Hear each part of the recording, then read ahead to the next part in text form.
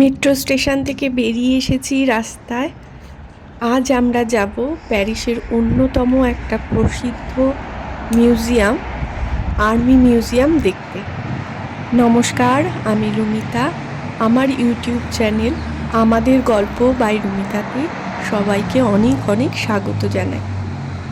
ভিডিওটা বেশ কিছুদিন আগের, ডিসেম্বর মাসে প্রচণ্ড ঠান্ডার একটা রবিবার ছিল।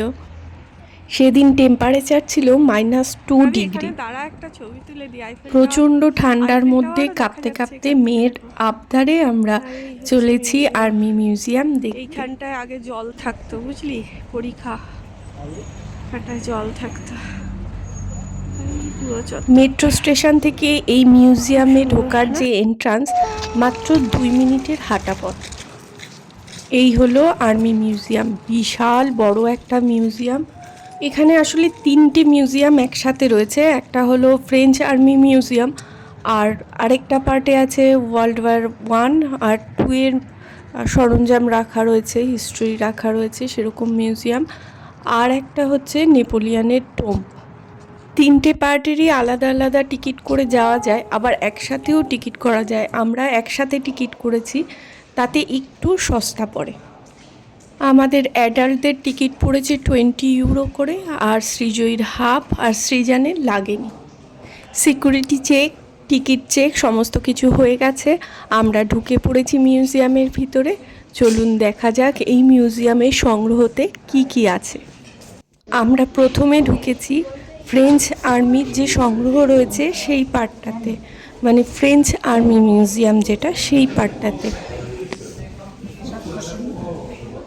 এখানে রয়েছে রাজা লুই 14, 15, নেপোলিয়ান 1, 3 এর সময়ে ফ্রেঞ্চ আর্মি যে সমস্ত অস্ত্র ব্যবহার করত তার একটা সংগ্রহ। এখন যেই ঘরটায় রয়েছি এটা মেইনলি কামান ঘর। বিভিন্ন রকম যে কামানগুলো ওই সময়তে ব্যবহার করা হতো সেই কামানগুলোর একটা রেপ্লিকা মডেল তৈরি করে রাখা রয়েছে, আর তার হিস্ট্রিগুলোও সঙ্গে সঙ্গে লেখা রয়েছে। কিন্তু এত কিছু পড়ে উদ্ধার করা তো সম্ভব না, সেই জন্য যতটুকু দেখা সম্ভব দেখে বেরিয়ে এসেছি। এখানে দেখুন রেপ্লিকা করা রয়েছে বিভিন্ন সময়ে আর্মি কী রকম ছিল, কি ড্রেস তারা ব্যবহার করতো, কীরকম ফরমেশনে তারা যাতায়াত করতো, এই সমস্ত রেপ্লিকা করে রয়েছে। সৃজয়ীর ক্রাউন হচ্ছে, আর দেখুন মাঝখান থেকে ভাইটা গিয়ে কীরকম দুষ্টুমি করছে। এই ঘরটাতে রয়েছে আর্মির ব্যবহার করা সমস্ত মিউজিক্যাল ইনস্ট্রুমেন্ট। এগুলো সবটাই রিয়েল, এটা কোনো রেপ্লিকা নয়।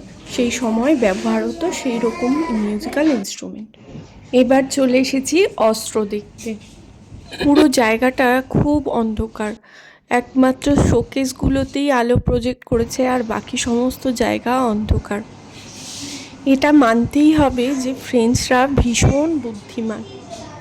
প্রত্যেকটা দেশেই এরকম রাজরাজা, আর্মি সমস্ত কিছুই রয়েছে। আমাদের দেশেই যেরকম, আমাদের দেশের ইতিহাস বহু প্রাচীন। কত রাজরাজার রাজত্ব ছিল, কত সেনাবাহিনী, অস্ত্র শস্ত্র, কত কিছু। অথচ সেই সমস্ত অস্ত্র শস্ত্র একটাও না নষ্ট করে এত সুন্দরভাবে একটা মিউজিয়াম বানানো যায়, সেটা এদের দেখলেই বোঝা যায়। এখানে 5 লক্ষ অবজেক্ট রয়েছে, সেরকমই লেখা রয়েছে এদের লিফলেটে। এই মিউজিয়ামটা তৈরি হয়েছে 1905 সালে, কিন্তু এই মিউজিয়ামের বয়স 230 বছর। কি করে? 1795 সালে তৈরি হয়েছিল আর্টিলারি মিউজিয়াম, আর 1896 সালে তৈরি হয়েছিল হিস্টোরিক্যাল মিউজিয়াম অফ আর্মি। এই দুটো মিউজিয়ামকে মার্জ করে পরে 1905 সালে এই মিউজিয়াম তৈরি করা হয়েছিল। এই বন্দুকগুলো দেখুন কোথায় শুরু হয়েছে আর কোথায় গিয়ে শেষ হয়েছে, অদ্ভুত প্যাটার্নের। বিভিন্ন ব্যাটালিয়নের ব্যবহৃত বিভিন্ন ধরনের তলোয়ার, কত রকমের বন্দুক আর তাদের তোপ। ওই বন্দুকটা দেখুন কোথায় শুরু হয়েছে আর এর নল কোথায় গিয়ে শেষ হয়েছে। এরকম বন্দুক কি দেখেছেন আপনারা কোথাও?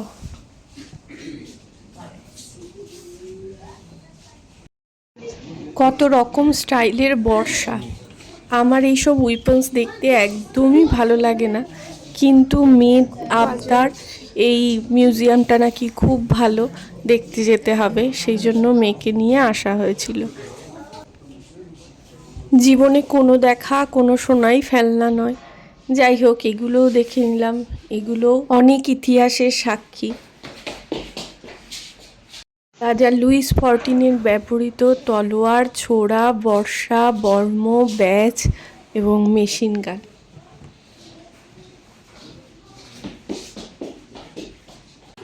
যুদ্ধের সময় সেনাদের ব্যবহৃত কুড়াল।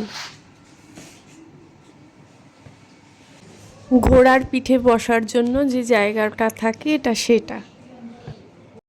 মার্শালদের ব্যবহৃত তলোয়ার এগুলো।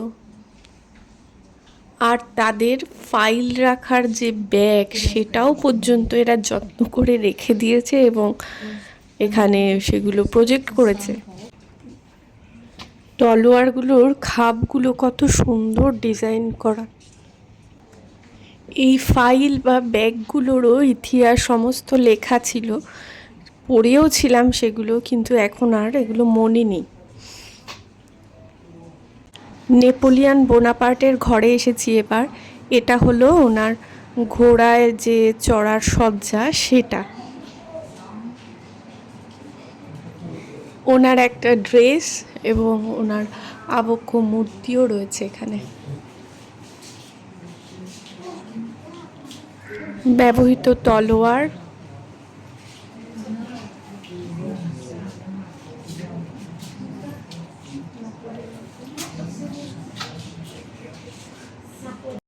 নেপোলিয়ান বোনাপার্টের ব্যবহৃত 4টে পিস্তল এখানে প্রজেক্ট করা রয়েছে। নেপোলিয়ান বোনাপার্টের ব্যবহার করা ঘোড়া। এখানে লেখা ছিল এটা সত্যিকারের ঘোড়া ওনার, কি করে প্রিজার্ভ করেছে জানি না। এই হলো নেপোলিয়ানের ছবি, ছোট্টখাট্ট চেহারার ভুঁড়িয়ালা একজন মানুষ।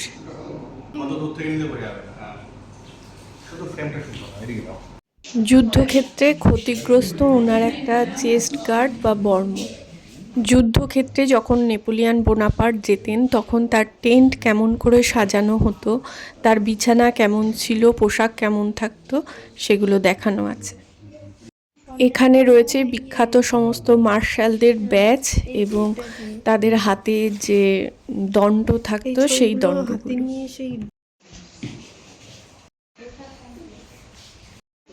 একটা যুদ্ধক্ষেত্রের পেন্টিং এখানে রয়েছে, যেই পেন্টিংটায় যুদ্ধক্ষেত্রের ভয়াবহতা কতটা সেটা দেখানো হয়েছে। এই হচ্ছে মডেল, আর এই হচ্ছে আসল কামান। আর্মি মিউজিয়ামের মধ্যেই একটা চার্চ আছে, চলুন আপনাদেরকে সেই চার্চটা দেখাই। এই চার্চটার ঠিক উল্টো দিকেই পিছনেই রয়েছে নেপোলিয়ানের টোম্ব। চার্চ যেমন হয় ভীষণ শান্ত, এই চার্চটাও খুব শান্ত, কিছু মানুষ সামনে বসে প্রেয়ার করছে। ফ্রেঞ্চ আর্মি মিউজিয়াম এবং চার্চ এই দুটো আমাদের দেখা হয়ে গেছে। এবার আমরা যাব ওয়ার্ল্ড ওয়ার 1 এবং 2 এর সংগ্রহ যেই মিউজিয়ামটায় রয়েছে সেটা দেখতে। তার আগে দেখুন করিডোরে দাঁড়িয়ে রয়েছি, করিডোরের এক পাশে শোকেস ভর্তি করে রয়েছে যুদ্ধের সময় যে নারী, পুরুষ, বাচ্চা এবং ঘোড়ার যে ব্যবহার করা হতো বর্মগুলো, সেই বর্ম। আর রয়েছে এই সমস্ত কামানগুলো যেগুলো আমরা ভিতরে রেপ্লিকা দেখে এসেছি, তার সমস্ত আসল কামানগুলো একের পর এক এখানে সাজানো রয়েছে।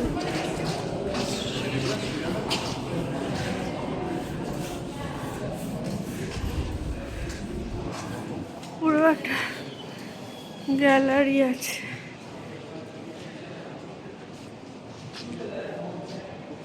এটা কি ভাবি? মনুমেন্ট।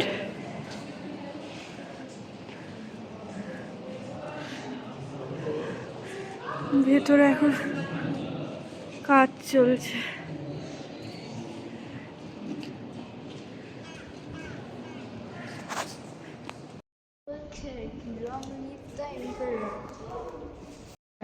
এখানে ওয়ার্ল্ড ওয়ারের সময় ব্যবহৃত একটা ট্যাঙ্কার রয়েছে। আমি আর ওই মিউজিয়ামটায় যাইনি, আমি সৃজানকে নিয়ে নিচেই বসেছিলাম, আর মেয়ে আর বাবা মিলে গেছিল উপরে দেখতে। আমি আর হাঁটতে পারছিলাম না। মেয়ে ওয়ার্ল্ড ওয়ার মিউজিয়াম দেখে খুব এক্সাইটেড ছিল, কারণ ওর ক্লাসে এখন হিস্ট্রিতে এগুলোই পড়ানো হচ্ছে। তো ওরা ফিরে আসার পর আমরা এখন চলেছি নেপোলিয়ানের টোম দেখতে। এই হলো সেই বিল্ডিং যেখানে নেপোলিয়ানের টোম বা কফিন রাখা রয়েছে।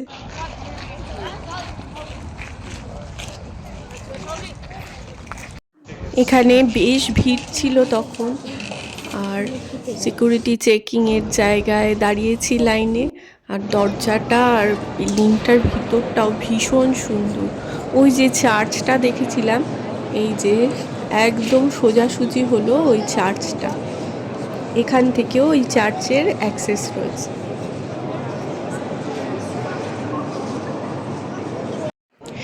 এটা হলো নেপোলিয়ানের টোম বা কফিন। 1821 সালের 5ই মে সেন্ট হেলেনা দ্বীপে নেপোলিয়ান বোনাপার্টের মৃত্যু হয়।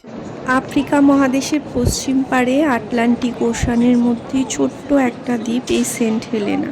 এখানেই তিনি তার 6 বছর নির্বাসিত জীবন কাটিয়েছিলেন। তারপরে এই দ্বীপেই ওনার মৃত্যু হয়েছিল। নেপোলিয়ান চেয়েছিলেন মৃত্যুর পরে তার দেহ সেন নদীর পাড়েই কোথাও দাফন করা হোক, কিন্তু ব্রিটিশ গভর্নর হাডসন ওনাকে ওই হেলেনা দ্বীপেই দাফন করে। 1840 সালে 7200 কিলোমিটার দূরে সেই হেলেনা দ্বীপ থেকে নেপোলিয়ানের দেহকে এই প্যারিসে ফিরিয়ে আনা হয়। এখানে নেপোলিয়ান ছাড়াও তার জীবনের সাথে জড়িত বেশ কিছু বিশিষ্ট ব্যক্তিত্বের সমাধিও রয়েছে।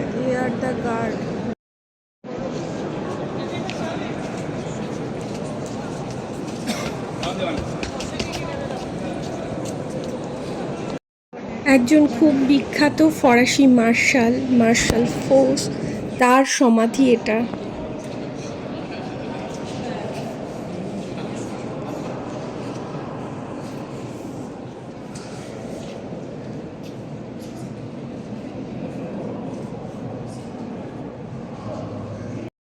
এটা আরেকটা সমাধি।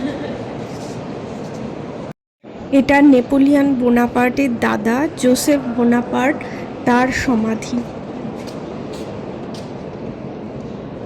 আরেকজন খুব বিখ্যাত মার্শাল লিওতের সমাধি এটি।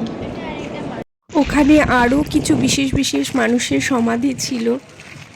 এই মিউজিয়ামটাও বেশ বড়, তবে লুভরের মতো অত বড় না। প্যারিসে ঘুরতে আসা পর্যটকদের মধ্যে প্রচুর সংখ্যক পর্যটক এই মিউজিয়ামটাতেও ঘুরতে আসেন।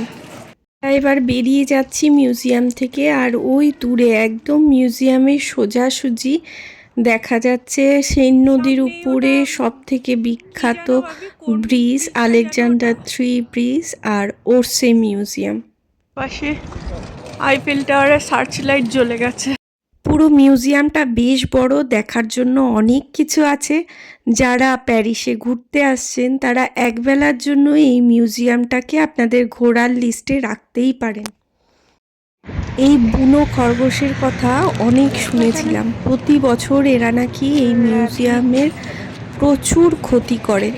মাঝে মাঝে এদেরকে ধরে জঙ্গলে স্থানান্তরিত করা হয়, কিন্তু এদের রিপ্রোডাকশন এত বেশি যে কয়েক মাসের মধ্যেই এরা আবার সেই ঘাটতি পূরণ করে ফেলে, এবং প্রতি বছর এই মিউজিয়াম কর্তৃপক্ষ এদের দ্বারা বিপুল আর্থিক ক্ষতির সম্মুখীন হয়। অথচ দেখে মনে হচ্ছে না কি মিষ্টি নিরীহ একটা প্রাণী। সত্যি দেখে মনে হচ্ছে একটু ধরি। সবাই খুব ভালো থাকবেন, সুস্থ থাকবেন, সাবধানে থাকবেন। দেখা হবে আরেকটা নতুন ভিডিওতে নতুন গল্প নিয়ে। ততক্ষণ পর্যন্ত টাটা। আর হ্যাঁ, আমার ভিডিও যদি ভালো লাগে তাহলে অবশ্যই আমার চ্যানেলটিকে সাবস্ক্রাইব করে আমার পাশে থাকবেন। টাটা।